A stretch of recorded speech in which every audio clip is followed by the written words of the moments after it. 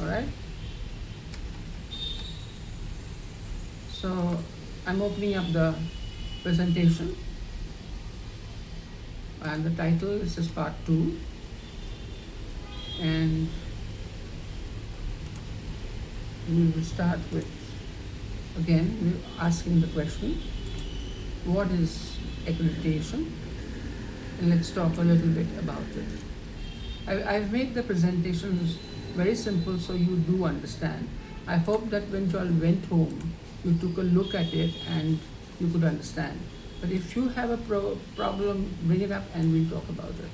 I think, yeah, I know, I'm sure all of you would like to know how to work the mean STCV on Excel, and maybe we can do a demo on that a little later. Okay? All right. First slide. Hmm? Hmm. Can you hear me properly? All of you? Yes, ma'am. Okay. So, the first question we ask you is why accreditation, and let's talk a little bit about it. I think yesterday you saw how important it is. That if you're challenged by your customer, your patient, I don't believe your reports are crap. So how do you convince him that what you are doing is spot on? And for that, you will have to use internal controls. For that, you will have to get into a neutral agency where you can do EQUAS. So the first few sentences here are: when laboratories decide to join an accreditation agency, they decide that they will take part in the minimum quality control programs to ensure maximum accurate, reliable results. So I told you, you can be challenged and you can tell them, hey, listen, this is what I have. Accreditation is not compulsory so far here, but this decision taken by the laboratory is an indication of their good intent. So it's telling the patient, when you have this symbol on your reports, you have the simple saying that you're an NABL lab or you're a CAP lab, then the patient also knows, I can believe that my results are going to be spot on. Expensive, but worth it. Alright, so there are third-party agencies which are neutral and unbiased. They have certain rules and regulations that they follow. The names of the few are as below: NABL, National Accreditation Board for Laboratories. You've got College of American Pathologists, CAP, and you've got JCAHO, JACO as we call it. The other agencies are from UK or Australia. They also offer accreditation and EQUAS programs, external quality control programs.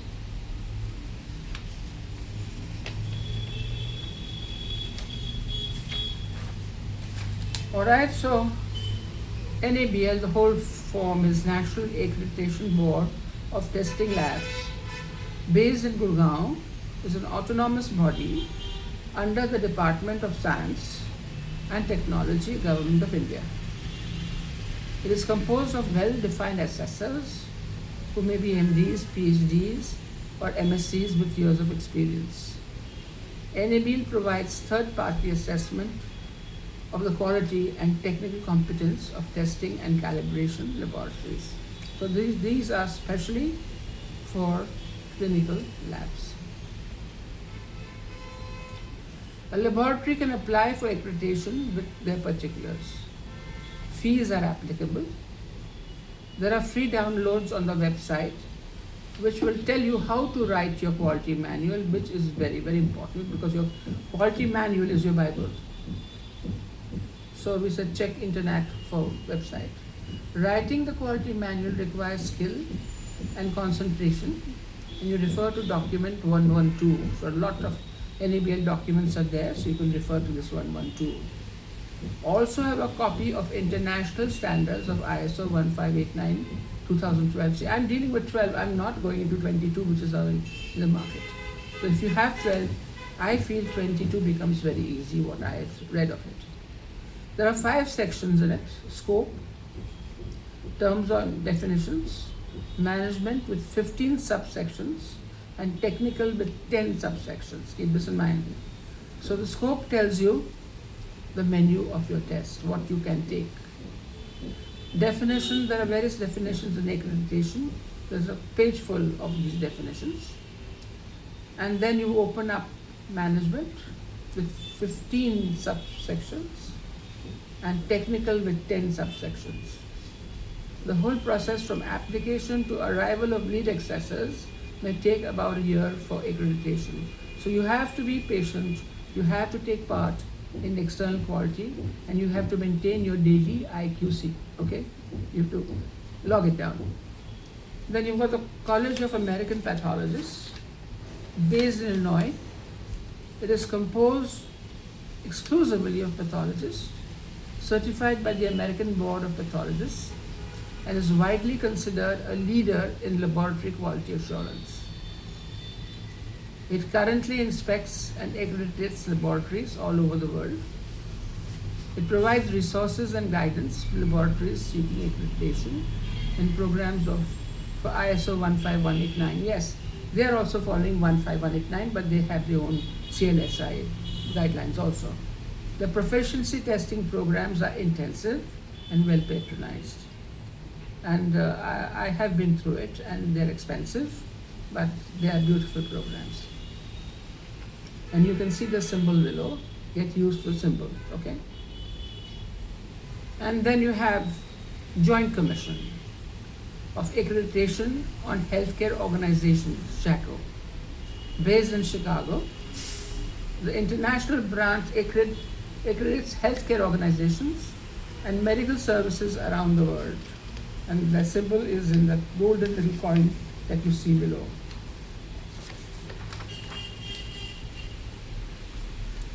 So CLSI previously was known as NCCLS.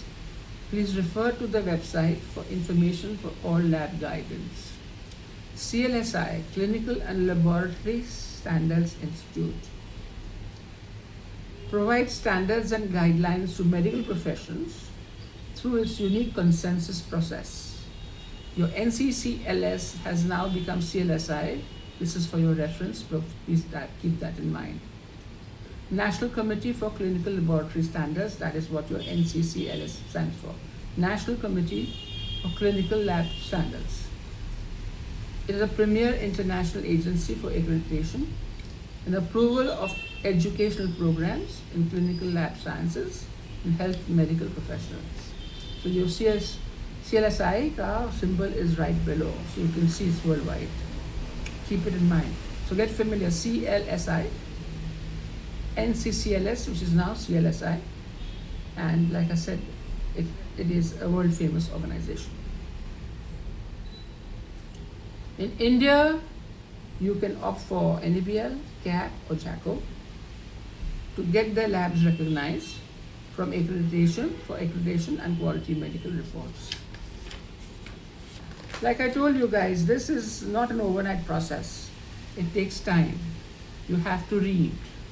You have to make up your mind that this is what you want to do. It's expensive, it is not cheap. And there are experts available who can guide you for a fee. They will help you, guide you, they'll even help you write your quality manuals, and they will see to it that you're keeping up with what is needed. All right? So it is a big business now. So this is your 5.6 on the NABL standards, inter-laboratory comparisons. I told you we are dealing with two of those in the last presentation. What does it say? A laboratory shall participate in these programs appropriate to the examination and interpretation of examination results. The laboratory will monitor the results of these programs and will implement corrective actions when certain criteria are not fulfilled. The procedure will be documented and programs will cover the tests of the laboratory. So now keep this in mind. So a laboratory shall participate in these programs what is appropriate to the examination and interpretation of the results. So depending on what you have opted for in the scope, it will guide you into what is needed, the minimum requirements. The laboratory will monitor the results of these programs and will implement corrective actions when certain criteria are not fulfilled. Now, what happens is you have what is known as the internal audits. You have techs and doctors trained to become internal auditors. So the internal audits will run to at least 3 times in the year. And like I told you, somebody who comes from the hematology field will accredit or do the audit of somebody chemistry. A chemistry guy may do immunology and so on. So when they come through for the audit, they have a checklist which they have in mind, and they check each parameter of that. Are you passing or you're failing? If you're failing, they will give you a NC, and they will give you time to correct the non-conformance. So you will have to find out what is the root cause, what is the corrective action, and what is the preventive action. So why did you get this NC? What went wrong in this parameter? Then you have corrective action. You got the preventive action. Then you have to tell them, we are going to take care that this does not happen at all. The procedure will document, and the programs will cover the tests of the laboratory. So from the scope, you will have the procedure which is documented, and these programs, the EQUAS programs, will cover the tests of the laboratory. So let us say you have 30 tests in your scope. All those 30 tests will have to take part in external quality control programs. All those 30 tests will be audited by the internal auditors. If NCs are given, NCs have to be corrected. And you have to keep a record, because when your auditors come, the NABL auditors come, they take a list. They pay attention to the internal quality audits. And they see to it that you're following what you're doing. Besides, they will check your internal quality control for every day, the mean STCV. And if you have outliers, they'll ask you, how come you have this outlier? You corrected it. What was the cause? What was the root cause? And how did you prevent this happening again and again? So that becomes very important. So the results you're giving out to your patients are really good results, and they have stood the test of time.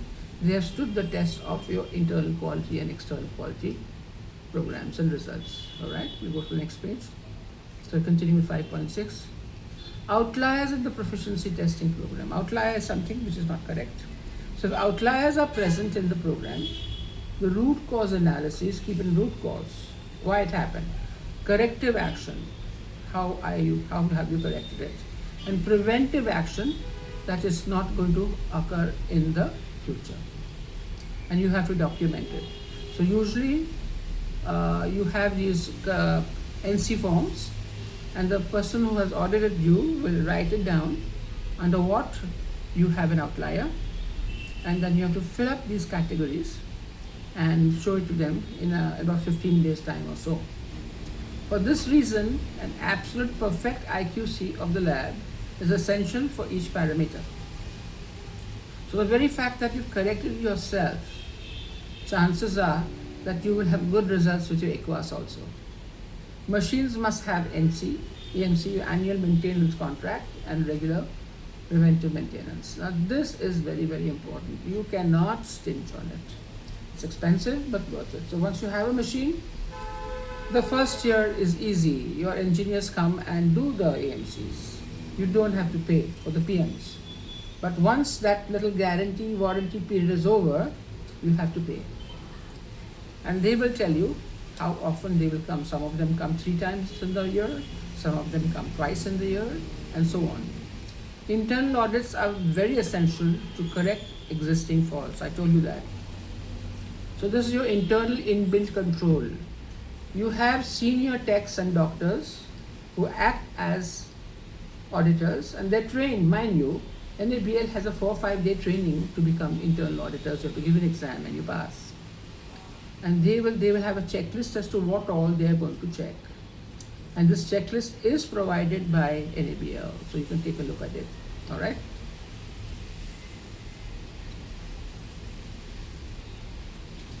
All right. So proficiency testing continues. It's got various names: proficiency testing, EQUAS, It's also known as EQA, External Quality Assurance Programs. There are various agencies that are qualified to send you the samples in India and abroad. Each lab may select one or two of their choice. Now, the Indian EQUAS, what they do is like Biorad and all, they send you samples for the whole year and they label it January, February, so on. So, and they tell you from this time to this time you have to send us the results. So you open up that vial, you reconstitute it, you wait for it, and you run it exactly like your samples. And whatever the results, you log it down and you mail it to them. Do not run them again. Do not send it to another lab for verification. Whatever you have on your machine, send it. Okay? Be honest enough to do it. And people like CAP and all, they will send you samples. They will send you samples, but they will send you samples every month, every 2-3 months, depending on what you've asked for. So you have to process it immediately and send the results to them as quickly as possible. This is the way CAP works. As against the Indian EQUAS, send you their vials for the year. The hematology vials come in later because hematology samples do not stay for a longer time. Each lab may select one or two of their choice. So either you can do NABL and CAP together, or you can say, all right, I'm going with Indian. I am with this agency for my lab. Or you may pick up two agencies in India. There is Biorad, which is well known. There are other also which are well known. Or you can pick up something from abroad. Okay.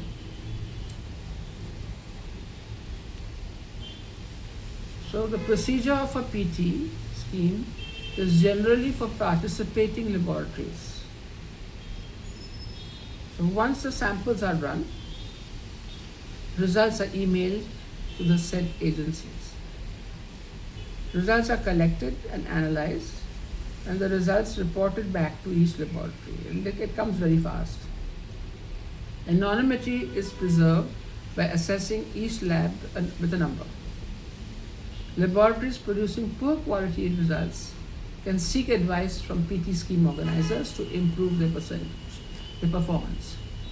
In laboratories undertaking chemical analysis, a standard method of comparison is the Z-score, and we spoke of the Z-score in the last presentation. There's a formula to follow. So this is it. So we said samples are collected and analyzed and the results reported back to each lab. Anonymity is preserved because you have a number. The one who's conducting the EQUAS does not know who you are. So let's say that you are repeatedly producing very poor quality results. You can ask the PT organizers to help you. Or you can get an expert with you to tell you where you are going wrong. In laboratories undertaking chemical analysis, a standard method of comparison is the Z-score. So if you can go over the last Friday's presentation, you will know how the Z-score is calculated. So we are asking the question, why EQUA? By participating EQUA programs, the laboratory and its management ensure for themselves a quality for the laboratory and the patients. I told you, you can be challenged and you can show the person who's challenging you, listen, I'm into this program and I have very beautiful results. So by participating in EQUA programs, the laboratory and its management ensure for themselves a quality for the laboratory and the patients. The lab results are compared with other labs having the same instruments and the same procedure. Now this is very important, and that EQUA party does that. Lab results are compared with other labs having the same instruments and same procedures. Good comparability will ensure the lab management that results they give the patients are reliable and accurate. Now that is very, very important. The results you're giving your patient are reliable and accurate. Quality, they say, is like character in a person. and in this case the laboratory management. Okay, so quality is like a character in the person. This little quote was given to me by one of my doctor friends years ago, and I carry it with me. So again, good compatibility will ensure the lab management that the results they give the patients. So not only, let us say you spend thousands of rupees getting into EQA program and your results are good, it's good for business. Doctors, if they know that this is a good lab, it participates in the programs, it's got an NABL or CAP stamp, they will send you work. So it works both ways. Slowly you will pick up more and more patients and more business. Because nobody likes to run a lab that goes at a loss, right? So this, by investing in a certain thing, you're going to invest in good relations with your doctors and your patients. So steps to be kept in mind for professional testing. Okay, we're going back to a little that we did last time. Be sure that your instruments have AMCs and preventive maintenance. IQC to be carried out every day as recommended and document the same. So your internal quality results you have to carry out every day and you have to document the same. Your machine may be able to pick it up because now machines have the Levigenics. And like I said, I advise you write it down and register so that you can yourself make the Levigenics chart later. Monitor the mean SD and CV percent as recommended in the first slide. Document the same. Run EQA sample for the month like you do your regular sample, right? Nothing fancy. Once results arrive, check for outliers, correct finding of root cause, apply corrective action and preventive action and document the same. Because this is what your auditor will look out for when they come for a final checkup. If you had an NC, fine. What have you done about it? How have you corrected it? When auditors arrive, they will check results of each cycle. This will determine the NCs for the final audit. Keep that in mind. Alternative approaches besides taking part in EQA samples. There are other approaches which are also recommended and you should follow it. Just a second, please.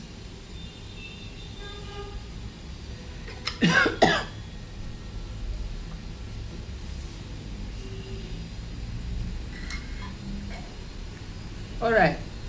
If proficiency program is not available for a particular analyte, it can happen. A laboratory can and must use one certified reference material, CRMs as we call it. Samples previously examined, retained samples.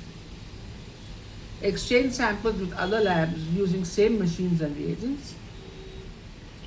All results compared and documented. Alright, so first they tell you use certified reference materials. Don't cut corners, don't take something that's cheap. Samples previously examined. So usually what we do, the next day, we run these retained samples. So this maintains the accuracy of your machines. Then you're also requested that you can send your sample out to another NABL or CAP lab which has the same machines and reagents. Once the results arrive, compare and document it. All results are compared and documented. This is what your auditor looks for. All right, let's say you sent your sample to another lab. Let's see what you have got and what they have got. They will also look at your retained samples. What did you have yesterday and what you are having today. All right. Steps. Analysis of inter-laboratory comparison. It is best to integrate proficiency testing samples with the routine flow, right? So you run your EQA samples with your regular samples. Don't go into anything special. Should be done by regular technologists using same procedures as that used for patient samples. The laboratory must not communicate the results to other participants of the same program. The laboratory must not refer the samples to another laboratory for comparison. Now this is called cheating. Keep this in mind. So you decide that today I'm running the EQUAS, integrate it with your regular flow. And it has to be done by a regular tech who runs these machines and samples. Don't bring in anybody extra. The laboratory must not, now you know that your friend also participates in the same program. So don't tell them that, hey, I got this result and what is your result. Do not compare and contrast. Laboratories must not refer the samples to another lab for comparison. Sometimes what people do, then they send it off to another lab to see what they are doing, what results they've got and what you have got. This is all cheating and it is not recommended. Be honest with what you got. So if you have a problem, you can solve it. And in the beginning, you will have problems.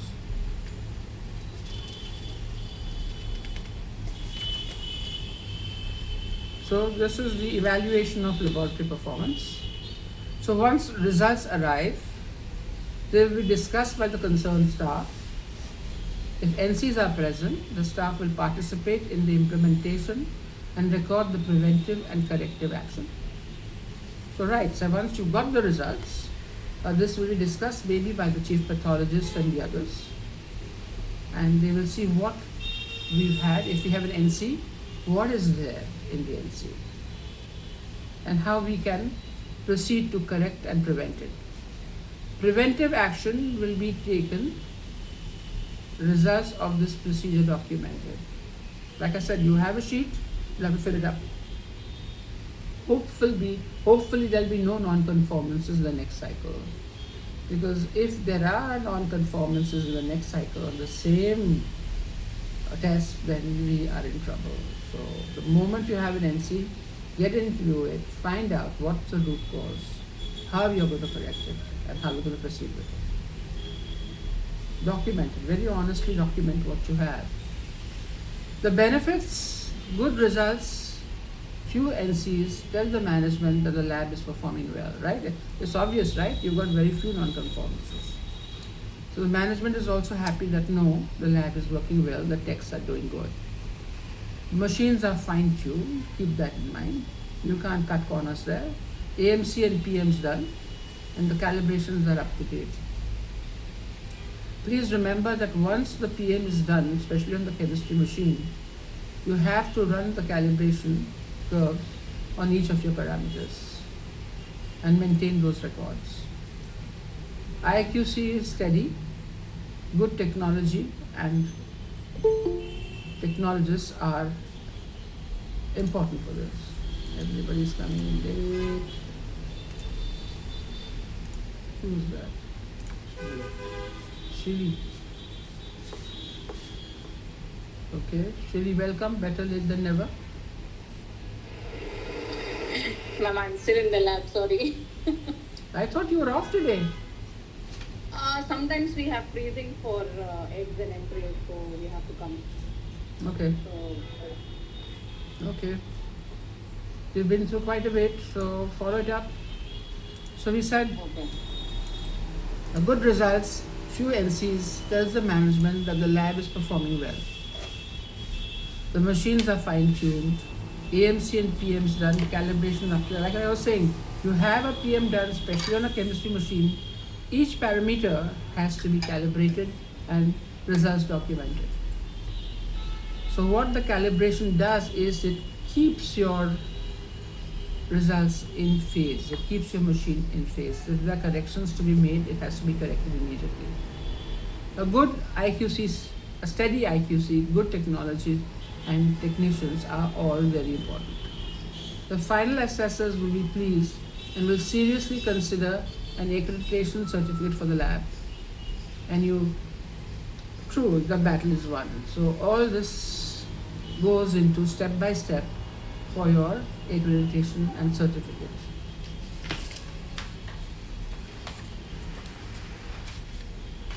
Then you have what is known as the comparability of examination results. Procedures, equipment and methods to compare with a different machine should be documented at clinically appropriate intervals. Procedures, equipment and methods to compare with a different machine should be documented at clinically appropriate intervals. So here we go. Sometimes you have two methods for the same analyte. Example, hemoglobin done by Rapkin on a semi-automated machine and that on a 3-part instrument or 5-part instrument has to be compared and must tally with 5 to 7% of each other. Laboratory will inform users of any change in the reference range in instruments. So let us say that there's a very simple example, and all of us do have Rapkins as a backup for hematology, whether we have a 3-part or a 5-part. So we compare what did we get with Rapkins and what we have on the 3-part or 5-part. And these results must tally within 5 to 7% of each other. Similarly, for chemistry, we have completely automated chemistry analyzers. We always have a semi-automated instrument in the lab. Or maybe we may have another automated small instrument in the lab. So if you're going to run a sugar on completely automated, the big one, and again on the smaller one or on the semi-automated one, compare the sugars. What did you get on X and what have you got on Y? And they must tally within 5 to 7% of each other. Keep that in mind. And remember, you must have backups. If you've got completely automated machines, you must have backups. That is the rule of the thumb. And you must keep comparing results between the two. Similarly, in hematology, if you have a 3-part or a 5-part, you can use Rapkins, or you can have a 5-part or a regular run, and you can compare it with a 3-part to see what results you're getting. Laboratory will inform users of any change in their reference ranges or instruments. In case this happens, you will have to inform the users that your normals have changed, and usually this does not happen. The way of coming to the normal in your lab, okay, because usually we follow which is universally accepted. Ideally, what you can do, you can log the mean for 20 times on that particular analyte. From the mean, you work out the SD. Okay? And usually, you can take 1 or 2 SD on either side of the mean. That becomes your normal for that parameter. Okay? You run that analyte 20 times, same analyte 20 times, get the mean, work the SD, and plus or minus 2 SD on either side of the mean is how you work your normal reference range. Are you understanding? Can you imagine this? Laboratory will inform users of any change in their reference ranges of instruments. Any questions on this? How to work out your normal reference range? Because we tend to follow Western normal ranges. Because remember, we in India don't have the same hemoglobin the ones in the West have it. We in India may have a slightly different sugar. We in India may have a slightly different cholesterol. Our diets determine that. So this is the best way to do it. You run the same sample 20 times, 30 times. Get the mean, get the SD, plus or minus 2 SD on either side becomes your normal reference range. Is it clear? I hope this sunk into your heads. Guys, any questions?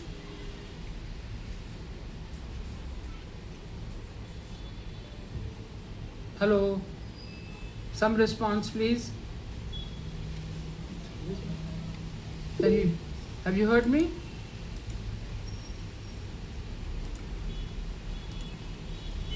Some response, please. Hmm? Have you all gone to sleep, guys? No. I know it's a nice rainy day. No, ma'am. You are awake. No. Patient should be run. Huh? Normal patient should be run. Like a sugar All or awake. Yeah, a normal patient will be done, not an abnormal patient, or a postprandial. You know, somebody is diabetic, but the way to work to get your normal range in your lab is the best way to do it. Yeah, most of us got the right point. You run your normal patient 20 times, 30 times, get the mean, get the SD, plus or minus 2 SD. Munira, am I right? This is what we do, right? Yeah, ma'am. Hmm. Yeah, yes. Okay. So that is the way you work the normal. Because following Western normals is not ideal for some of our parameters. Very clear? Okay. Ma'am, earlier they used to give in the kids, no? The Pardon? normal value. They have, Earlier yes, the sure. But sure, what they follow is the Western normals. Okay. kids- Okay. Now in India, if you start following that, especially for hemoglobin, you think our hemoglobin is 14 grams and above. No. No, right? So the male is different, the female is different. Ma'am, but what happens when you are sending the external quality assurance, Mm. when you are sharing that with the other laboratories, Mm. I mean, if they are QC, whether it is up to the mark or no, so how do you? I mean, See, decide that? what happens is your body, the accreditation body has what should be normal of that sample they've sent you on they have the machines, they have that. So they will compare to what they have. They will not compare to what the other lab has. Then they do the assurances, got it? So the body has what is to be got on that particular. Now see, the samples they send you may be abnormal. They may not be all normal samples. Mhm. So And, if they are happy with what you got, great. Otherwise, they'll give you a non-conformance. If that other lab goes off tangent, then that poor lab is going to get a non-conformance. Okay, and That's- ma'am, how many outliers they allow, like some random, it is allowed, no, ma'am? They have that. They will tell you plus or minus. If you see the Equus results, they'll tell you are you within that or you're outside that range. Got it? So when the results come, they're beautiful. There are a lot of statistical analysis. They've got graphs, and they'll tell you where you have gone out of focus, or they will tell you this is you and you've done very well. So that's the reason why you pay them a good amount of money, dear. They have really worked on what they're sending you. And then repeatedly, if something else happens, there have been times where people have complained. And these Equa guys have owned up to their error. Huh? They are not somebody who says, no, what we said is correct and what you're doing is wrong. Okay?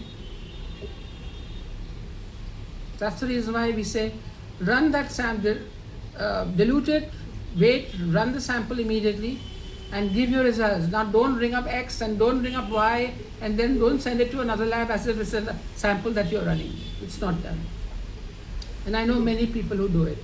Because then you say, oh my God, I got this, I sent this, now this fellow is saying that. Understand? It's psychological. So aisa nahi karo bhai. Okay? Can we proceed? Yes, ma'am. So now this deals with storage and disposal. The laboratory will decide the time period for retention of CBC samples and the temperature. And here you'll have to log it down into your quality manual and your CBC ka manual, SOP. Disposal will only be done after that. Safe disposal of samples shall be carried out in accordance with the local regulations and recommendations for waste management. Now usually CBC samples are kept for 5 days at 2 to 8, not in the freezer. What will happen if it's in the freezer? They will lice, correct?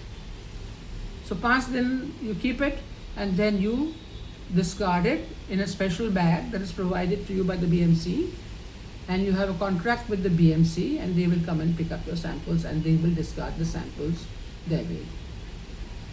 The chemistry samples we keep for a longer time. You decide. You can say, I am going to store my serum, right, at minus 20 degrees for 10 days. Or I am going to store my serum at minus 20 degrees for 5 days or 15 days. Then at that time, you dispose, and you have a maintenance chart. So you say, all right, this sample, we are discarding today. You have to maintain a record of what you have discarding and when you are discarding. Then you have to have a contract with the BMC. You have the colored bags that come in. So and you discard that only in those bags, and you hand it over to BMC when they come to collect it. You have to have a contract with them, and you have to pay them.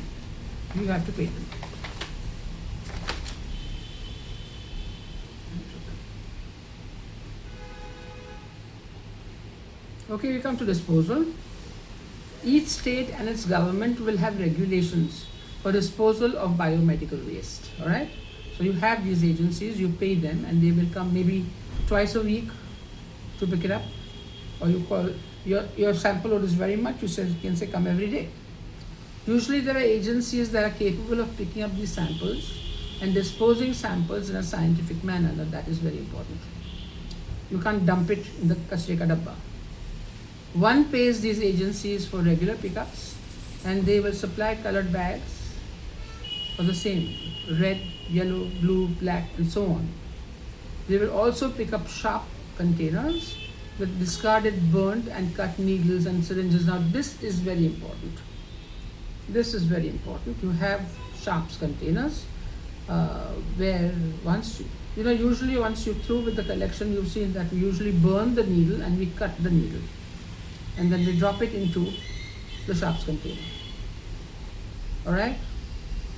And these sharps containers are collected and given to these guys in a special bag, and they will take it and discard it. Now if you remember, if you're going to throw a syringe needle outside, these guys who are druggies on the roads, kachre wala jo hai, they will pick it up and start using it. They'll start shooting. So please do not throw your syringe needle in the kachre ka dabba. It's very important. So color-coded bags. Yellow bags, infectious waste, bandages, gauzes, cotton or any other thing in the body with fluids, human parts and so on, placenta, etc. Red bags, plastic waste such as catheters, injections, syringes, tubing, IV bottles. Blue bags, all types of glass bottles and broken glass articles, outdated and discarded medicines. Now keep this in mind. This broken glass is very, very important. You cannot throw it in the kachre ka dabba.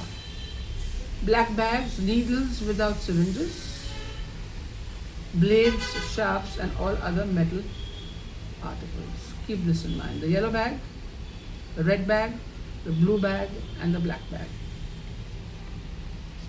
Here we go. So segregation of solid biomedical waste.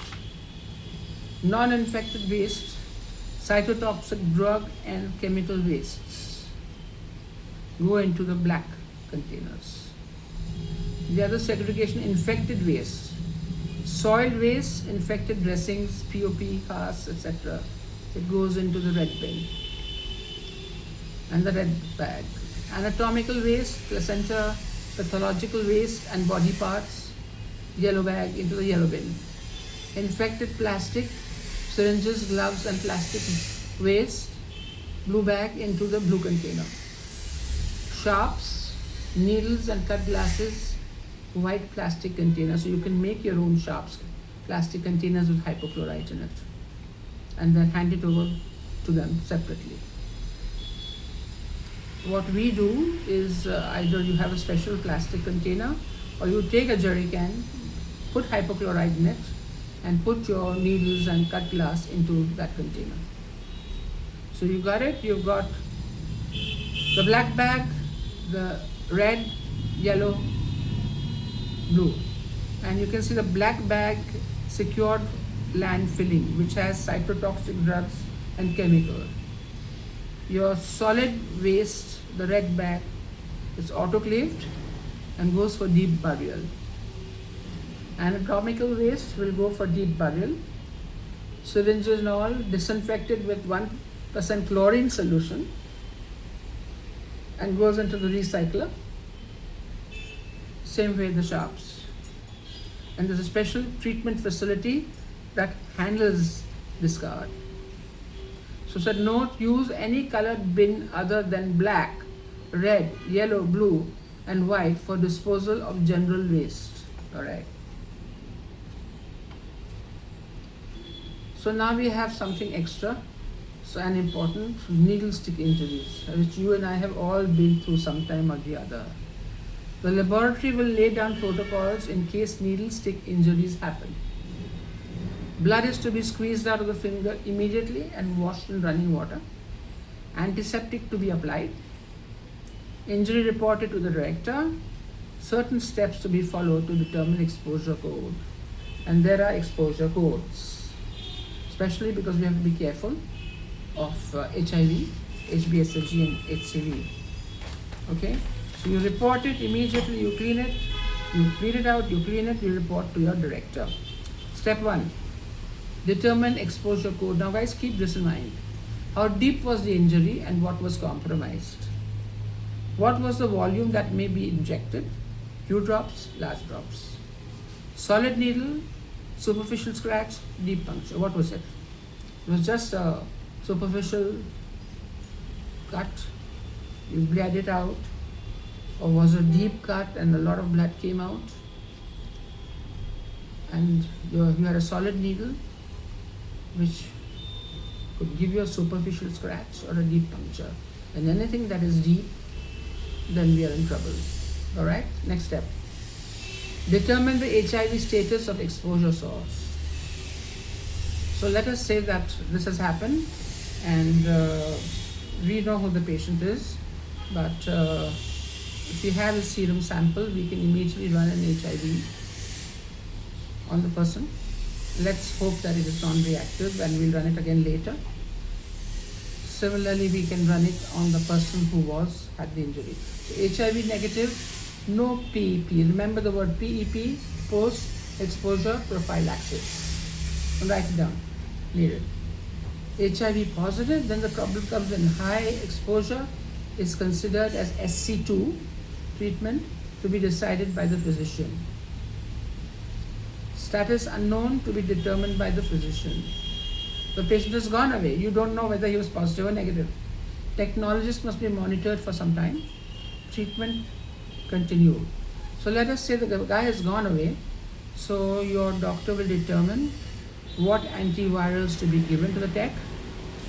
Repeated tests will be done after a month, 2 months, and the treatment has to continue for a period of time till this guy is absolutely free from that exposure. Now this is very important, guys. Post-exposure prophylaxis, okay? Now the PEP, this is determined by the physician and treatment must start immediately. In the minimum 4 weeks treatment has to be given. Drug therapy with various antivirals is recommended. So your doctor, your physician is the right person to tell you what is to be given to this person who had the injury. Is this very clear? Because this also is a very important part of quality assurance, quality manual and your QC. So summing up, quality and quality assurance. Summing up, each technologist must remember, it's important that each one of us refer to 15189-2012 Book of Standards. Each one of us should study the quality manual of your laboratory. Know the difference between quality assurance and quality control. We hope that these two presentations will help you in daily lives in the laboratory.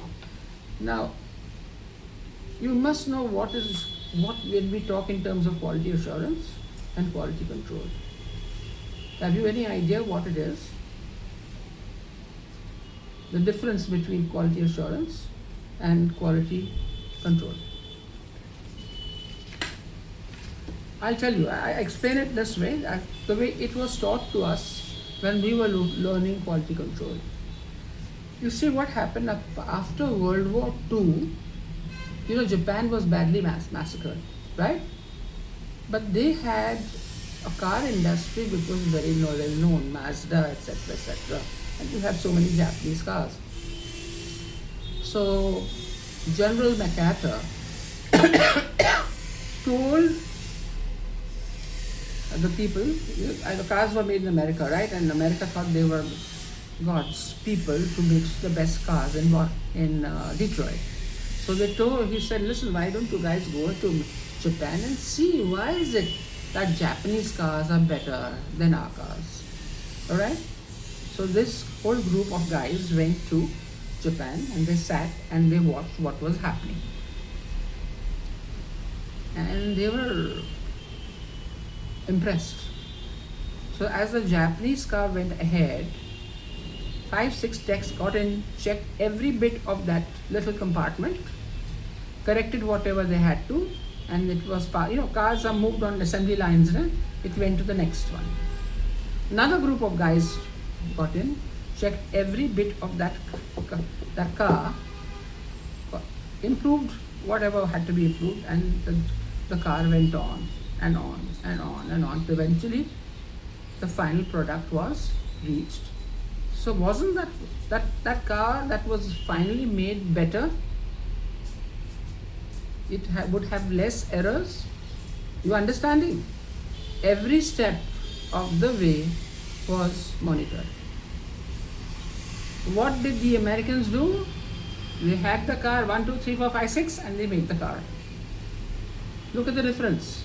So eventually when the final car was made in Detroit, it had a lot of problems. It was sent back. Customers were not happy. Whilst the Japanese car was checked at every point. Therefore, the Japanese car was much superior. So what is happening in the lab? When we are having IQC, we are getting into accreditation, we are running quality assurance. We are checking that parameter, that machine for every step of the way. So eventually, the result that we have given to the patient is definitely far superior and can be challenged. And in fact, not challenged by anybody. Have you got the difference? Quality assurance, quality control. Yes? Anybody? Somebody was saying something? Hello? You understood? Yes, ma'am. Yes, ma'am. You saw the difference. This is what we do by going in for regular IQC every day, logging it down, monitoring it, if there's an outlier, correcting it. We're seeing to it that our machines are well serviced, AMC is done, and taking part in ICWAS, if the outliers we correct. So eventually the results coming out from our lab are good. I hope you understood the difference between quality assurance. You check every step of the way, and quality control is what you take part in every day. Any other questions? Quality assurance is more of kind of preventing the problem. Yeah, yes. Yeah. Because you're checking the procedure every step of the way. Step, yeah. And you cannot cut corners on this. When your quality reference, your CRMs are of good quality, your machines are regularly serviced, you are running good controls, you are logging down your results, you know how to work your mean SDCV, you're taking part in your ECWAS programs, and you have a good result.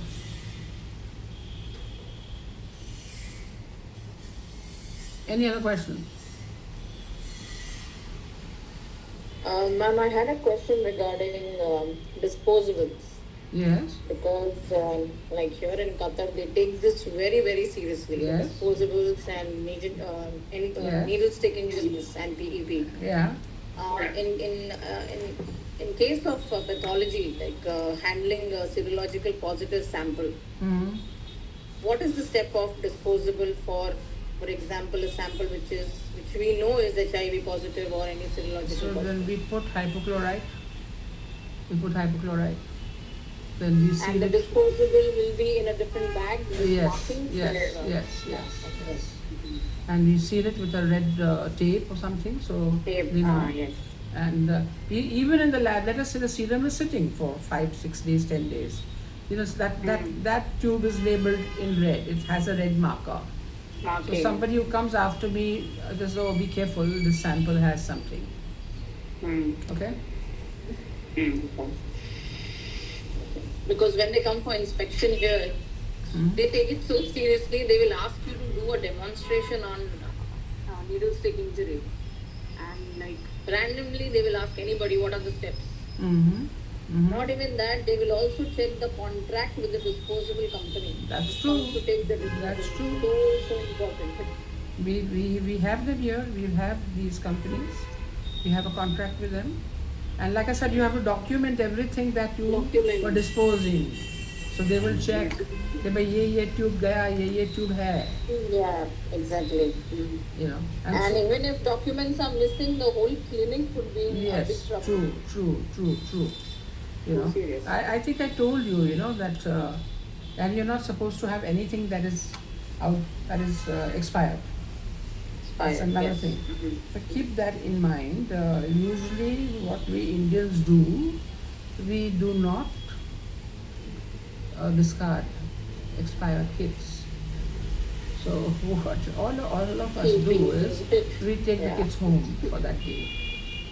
Okay, we take the kids home for that day because sometimes you just can't afford to dispose something that has 40 tests remaining out of the 50. That's up to you. Another thing is, I think I told you that NAB, when the CAP auditors came to us, Yes. and this was a very big fish that we had, and this fellow came and called somebody else and was showing the trial, and I was watching because my table was next to it, sat in the computer there, and I was watching. So he called the chemistry lead, and they also picked up the sample, and they called me. Says, why do you have a discarded sample here? They thought I had kept the sample there. So I said, sir, take a look at it. Very calm about it. And Dr. Padya had her heart in her mouth because I told him, I said, sir, take a look at it. And it was an EQUAS sample that was over 2 months back, or 1 month back. So we had just kept it 1 month. But, the previous month it had expired. It should not have been there, but it was there. And nobody's going to use that, you know, it was sealed. So I told them that it's an EQUAS sample and it is to be discarded. And as I said, it's sealed, we are not going to use it. See, the results are already with us. And the results were with us to show it to them. So the lead has said, the chemistry wala accepted it. And he said, all right, no, that's fine, but next time just see if you're through with it. He said, discard it. I said, okay. We had that little running. Also, like I told Auntie Balu. Sorry, ma'am. No, miss, go on, go ahead. No, tell me, what were you saying? For PEP, like needle stick injury, Mhm. we have a rule like if you have a needle stick injury in any of the centers, Mm-hmm. first of all, you need to follow the steps and then also email the ministry. Like Okay. this topic has to go till the government, Okay. and the team will come and like they will come to check. Okay. So if this email or this notification is missing, even then the clinic could be in a big problem. Mm-hmm. They take this so seriously, the needle stick injury. It was a matter After I of came here, ma'am, that's how I came to know how important it is. it's a matter of life and death, no? Because if that poor chap gets infected. Correct. You know, I'll give you my example. I was in the States, I was a student, and I was sent to collect blood from this individual they had this in this ward where they had people who were a little off the rockers. Okay, I wasn't told that, so my boss said, go Ruth, go get this. So and the sister said, send Bruce because he's very fond of her. So I went and said, I have you, this, that, the other. And I took his blood and all that. He was very friendly, this, that, and the other. Then he says, he put his hand out and he held my hand. And you know what he had done? He had inverted the vacutainer syringe. The rubber part was there now.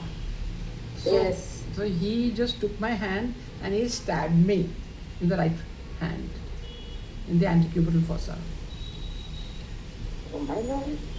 3 times he stabbed me, and I was just taken aback. Luckily, his sister was there and she pulled me, and they took the needle out from his hand. And he was laughing away that he did it, So they put a cotton swab and they rushed me to the emergency, and I was bleeding profusely. There was blood all over my uniform. There was blood on the floor, Oh my God. and they. At that time, I'm talking of 71. This happened. There was nothing like this. So they bled, and they called the director over. And you know what they gave me? They gave me a gamma globulin shot for 3 days. That's all I had. I've had myself tested for HIV many times after that. That's good. It's all non-reactive, but this happened to me in 71 when I was a student. And you can still see I have a scar here on the right hand side in the antecubital fossa. 3 stabs. And like I said, we had nothing in that time. We had nothing at that time. And he was so happy and so sweet and this and that, talking absolutely normally. But somehow I don't know how he gathered. Because what we had a basket. And we had a glass where we discarded the needle. Okay. And it's only when we went to the lab we would cut it. We never had so much of care like we have now. So he must have, as I turned, I think to put his blood, I had taken the vacuum. He must have picked up that needle and he had it in his hand. And it was really a ghastly experience, it was shocking. That's what they gave. They gave me a tetanus and they gave me gamma globulin shots for 3 days. That was What did they do with that guy, doctor? So he was a little bit, I told you, the little rocker, people were a little out of the rocker and that ward, nah. So I think they tied up his hands and stuff like that. The ward boys and all, these black guys dealt with him. But then so I'm feeling so sad. What did I do to lose, then quiet me down. So I think 2 days later, I was in the very say I wasn't taking his blood. He says, Scotties, come here girl. Come here Indian. I said, yes sir. I hit you very badly. I said, yes you did. I won't hit you today. I said, thank you. Sometimes you have to deal with these patients. You were never spared. If you had to go to a mental ward, you had to go to a mental ward. There were no 2 ways. There were no 2 ways. So that was my experience. And touch wood, I've been tested 10 million times for HIV and all, but touch wood, nothing. Ma'am, I also have a question regarding storing the whole blood in a purple tube. Storing the Purple blood tube, in the it fridge. has to be a 2 to 8. You can't do it in the freezer. You ice it. But how many days since? We say 5 days. We protocol it at 5 days. Okay. That's Because it, this ठीक is है. not for CBC or any hemoglobin test. Yes, this 5 is something days we can- we store it. Then if you have to use it, usually we don't like to, then bring it down to room temperature for half an hour, 45 minutes. Very gently shake it and then run it. But it has to be discarded after 5 days. Freezer में कैसे करेंगे? You will ice the blood. Correct? Actually, we send these samples outside Qatar. This is in some different country. So You will have to sometimes pack the it in logistics- ice. You'll have to pack it in those special ice slabs. Okay. Then a thermocol container packed with ice, and then you'll have to zip it in the tell the agency to within 24 hours to deliver it. Hours. Okay.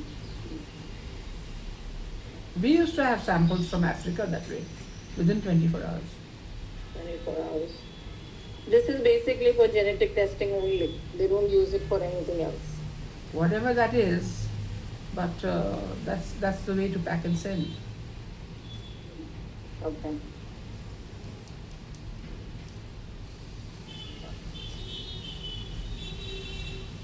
Okay.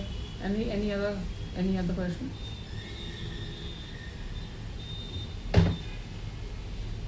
So can we end for today?